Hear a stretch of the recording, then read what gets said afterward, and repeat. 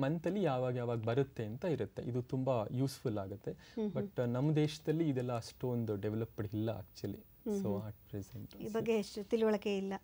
ತಿಳುವಳಿಕೆ ಇಲ್ಲ. ಸರಿ, ಇದಲ್ಲದೆ ಮತ್ತೆ ಪೋಲನ್ ಕ್ಯಾಲೆಂಡರ್ ಬಿಟ್ಟು ಮತ್ತೆ ಬೇರೆ ಯಾವ ಯಾವ ಸೊ ಒಂದು ಡಸ್ಟ್ ಮೈಟ್ ಅಂತ ಆಯ್ತು, ಪೋಲನ್ ಅಂತ ಆಯ್ತು. ನೆಕ್ಸ್ಟ್ ನಾವು ನೋಡುವಂಥದ್ದು ಇನ್ಸೆಕ್ಟ್ಸ್. ನಮ್ಮ ಸುತ್ತಮುತ್ತ ಇರುವಂಥ ಇನ್ಸೆಕ್ಟ್ಸು ಅಲರ್ಜಿನ ಕಾಸ್ ಮಾಡ್ಬೋದು. ಚಿತ್ರದಲ್ಲಿ ನೋಡಿದಂಗೆ ಕಾಕ್ರೋಚ್, ಜಿರಳೆ ಎಲ್ಲರ ಮನೇಲೂ ಇರುತ್ತೆ ಅಂತ ಅನ್ಕೋತೀವಿ ನಾವು. ಬಟ್ ಕೆಲವರಿಗೆ ಅಲರ್ಜಿ ಕಾಸ್ ಮಾಡುತ್ತೆ. ಎಸ್ಪೆಷಲಿ ಅಸ್ತಮಾ ಕಾಯಿಲೆನ ತುಂಬಾ ಬರುತ್ತೆ. ನಮ್ಮಲ್ಲಿ ಎಷ್ಟೊಂದು ಪೇಷಂಟ್ಸ್ ಬರ್ತಾರೆ ಆಕ್ಚುಲಿ.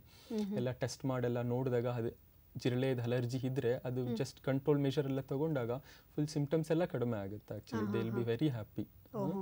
ಅದು ಸೊ ಕಾಕ್ರೋಚ್. ಅದು ಬಿಟ್ರೆ ಹನಿಬಿ ಜೇನ್ನೊಣ, ಅದು ಅಲರ್ಜಿನ ಕಾಸ್ ಮಾಡ್ಬೋದು. ವಾಸ್ಪ್, ಕನ್ನಡದಲ್ಲಿ ಕಣಜ ಅಂತ ಹೇಳ್ತೀವಿ. ನೆಕ್ಸ್ಟ್ ಅದರ್ ಟು ಕ್ರಿಕೆಟ್ ಮತ್ತೆ ಗ್ರಾಸ್ ಹೋಪರ್ ಅಂತ, ಅವು ಸ್ಮಾಲ್ ಕ್ರಿಮಿಗಳು ನಮ್ಮ ಪರಿಸರದಲ್ಲಿರುವಂಥದ್ದು. ಅದರಿಂದನೂ ಅಲರ್ಜಿ ಕಾಸ್ ಮಾಡೋ ಸಂಭವಗಳು ಹಾರಾಡ್ತಾರೆ ಇದ್ರೆ ಅಲರ್ಜಿ ಅಲ್ಲ. ಈಗ ಜಿರಳೆಗೆ ಬಂದ್ರೆ ನಾವು ತಿನ್ನೋ ಫುಡ್, ಜಿರಳೆ ತಿನ್ನೋ ಫುಡ್ ಎರಡೂ ಒಂದೇ ಇರುತ್ತೆ ಆಕ್ಚುಲಿ. ಯೂಶಲಿ ತುಂಬಾ ಅನ್ಹೈಜಿನಿಕ್ ಎಲ್ಲ ಇದ್ದಾಗ ಜಿರಳೆ ಪಾಪ್ಯುಲೇಷನ್ ಜಾಸ್ತಿ ಆಗೋ ಚಾನ್ಸಸ್ ಜಾಸ್ತಿ ಇರುತ್ತೆ. ಅದು ಫೀಡ್ ಮಾಡುತ್ತೆ, ಡಿಫಿಕೇಟ್ ಮಾಡುತ್ತೆ, ವಾಮಿಟ್ ಮಾಡುತ್ತೆ. ಅದೆಲ್ಲ ಡಸ್ಟಲ್ಲಿ ಕುತ್ಕೊಳ್ಳುತ್ತೆ. ಅದೆಲ್ಲ ನಾವು ಸ್ವೀಪ್ ಮಾಡಿದಾಗ ಎನ್ವಿರಾನ್ಮೆಂಟಿಗೆ ರಿಲೀಸ್ ಆಗುತ್ತೆ. ಸೊ ಇನ್ ದಟ್ ಇದರಲ್ಲಿ ನಮಗೆ ಅದ್ರ ಅಲರ್ಜಿ ಬರ್ಬೋದು. ಹನಿಬಿ ಅಂದ್ರೆ ಕಚ್ಚಿದ್ರೆ, ಸೊ ಹನಿಬಿ ವ್ಯಾಸ್ಪು ಅದೆಲ್ಲ ಕಚ್ಚಿದ್ರೆ ನಮ್ಗೆ ಅಲರ್ಜಿ ಆಗುತ್ತೆ. ಆಕ್ಚುಲಿ ಇದೆರಡೇನಂತ ಅಂದ್ರೆ ನಮ್ಗೆ ತುಂಬಾ ಕಚ್ಚಿದ್ರೆ ಅಲರ್ಜಿ ಬರೋಂಥ ಸಂಭವ ಇದ್ರೆ ಅದು ಸಾವು ಕೂಡ ಸಂಭವಿಸ್ಬೋದು ಆಕ್ಚುಲಿ.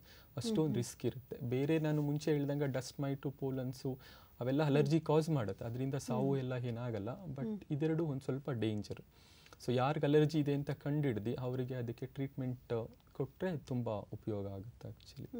ಅಂದ್ರೆ ಇವೆಲ್ಲ ಸಣ್ಣ ಸಣ್ಣ ಕೀಟಗಳು ಕಚ್ಚಿದ್ರು ಕೂಡ ಸಾವು ಉಂಟಾಗುವಷ್ಟು ಅಲರ್ಜಿ ಕೆಲವೊಂದು ಕೀಟಗಳಿಂದ ಆಗಬಹುದು.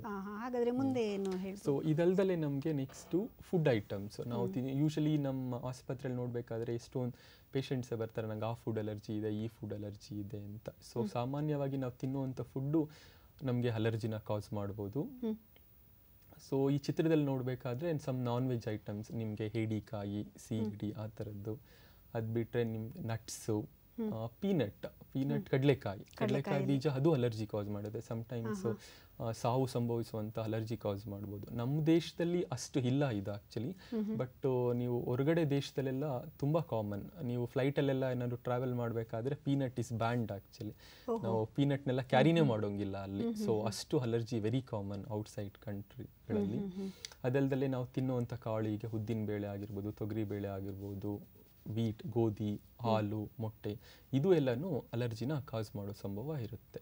ಆಹಾರದಲ್ಲಿ ಹಾಗಾದ್ರೆ ಯಾವುದೇ ಆಹಾರ ಪದಾರ್ಥ ಬೇಕಾದ್ರೂ